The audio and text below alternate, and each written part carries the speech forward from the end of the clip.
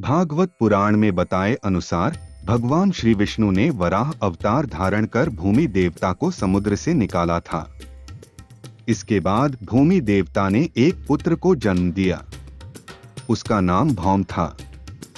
पिता एक परमदेव और माता पुण्यात्मा होने पर भी भौम क्रूर था, इसलिए उसका नाम भौमासुर पड़ गया। वह पशुओं से भी अधिक क्रूर और अधर्मी था। जैसे जैसे उसकी आयु बढ़ रही थी वैसे ही उसकी क्रूरता भी प्रतिदिन बढ़ती गई। वह सबको नरक जैसी यातनाएं देता था। उसकी इन्हीं करतूतों के कारण ही उसका नाम नरकासुर पड़ गया। नरकासुर प्रागज्योतिषपुर का राजा था। उसने ब्रह्मा जी की घोर तपस्या करके वर प्राप्त कर लिया था कि उसे कोई देवदान व मनुष्य कोई नहीं मार सकेगा। कुछ दिनों तक तो नरकासुर अच्छे से राज्य करता रहा, किंतु कुछ समय बाद उसके सारे असुरी अवगुण उभरकर बाहर आ गए। उसने इंद्रदेव को हराकर उन्हें नगरी से बाहर निकाल दिया। नरकासुर के अत्याचार से देवतागण त्रस्त हो गए। नरकासुर ने वरुण का छत्र, अदिति के कुंडल और देवताओं की मणि छीन ली और त्रिलोक विजयी हो गया।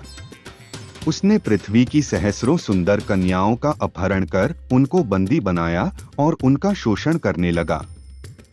नरकासुर के अत्याचार से त्रस्त हुए देवराज इंद्रदेव द्वारकाधीश भगवान श्री कृष्ण जी के पास गए।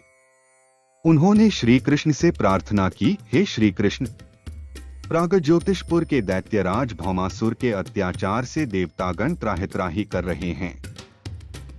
क्रूर भौमासुर ने वरुण का छत्र, अदिति के कुंडल और देवताओं की मणि छीन ली है। वह त्रिलोक विजयी हो गया है। भौमासुर ने पृथ्वी के कई राजाओं की अतिसुंदर कन्याओं का हरण कर उन्हें अपने बंदी गृह में डाल दिया है। प्रभु, अब आप ही हमारी रक्षा करें। भगवान श्री कृष्ण जी ने इंद्रदेव की प्रार्थना स्वीकार की। वे अपनी पत्नी सत्यभामा को साथ लेकर गरुड़ पर सवार हुए और प्रागज्योतिषपुर पहुंचे।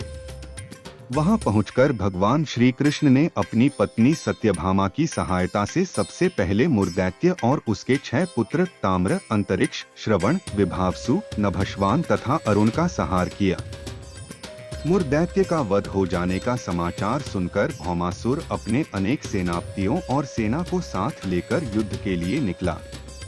भौमासुर को देवदान व मनुष्य नहीं मार सकता था, परंतु उसे स्त्री के हाथों मरने का शाप था। इसलिए भगवान श्री कृष्ण जी ने अपनी पत्नी सत्यभामा को सारथी बनाया और घोर युद्ध में सत्यभामा की सहायता से उसका वध किया। उसे मारकर श्री कृष्ण जी ने अपने माथे पर रक्त का तिलक लगाया।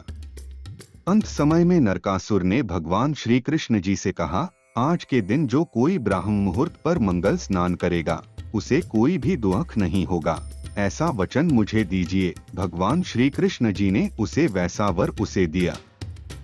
इस प्रकार भौमासुर को मारकर भगवान श्री कृष्ण जी ने उसके पुत्र भगदत्त को अभयदान दिया और उसे प्रागज्योतिष का राजा बनाया। भौमासुर के द्वारा हरण कर लाई गई 16 सहस्र कन्याओं को श्री कृष्ण ने मुक्त कर दिया। ये सभी अपहरित कन्याएं दुखी और अपमानित थी। उस समय में भौमासुर द्वारा बंदी बनाई गई इन नारियों को कोई भी अपनाने को तैयार नहीं था। तब भगवान श्री कृष्ण जी ने सभी को आश्रय दिया। उन सभी को श्री कृष्ण अपने साथ द्वारकापुरी ले आए। सर्व स्त्रियों ने भगवान श्री कृष्ण की आरती उतारी। द्वारकानगरी में वे सभी कन्याएं स्वतंत्रता से अपनी इच्छानुसार सम्मान पूर्वक रहने लगी। नरकासुर वध का दिन कार्तिक कृष्ण पक्ष चतुर्दशी का था। इस दिन भगवान श्री कृष्ण जी ने नरकासुर का नाश किया, इसलिए इसे नरक चतुर्दशी कहते हैं। नरकासुर ने मांगे वर के अनुसार इस दिन ब्राह्म मुहूर्त पर अभ्यंग मंगल स्नान करने का महत्व है। इस दिन साथ ही नरकासुर के वध के प्रतीक के रूप में लोग पैर से कारीट नाम का फल कुचलते हैं।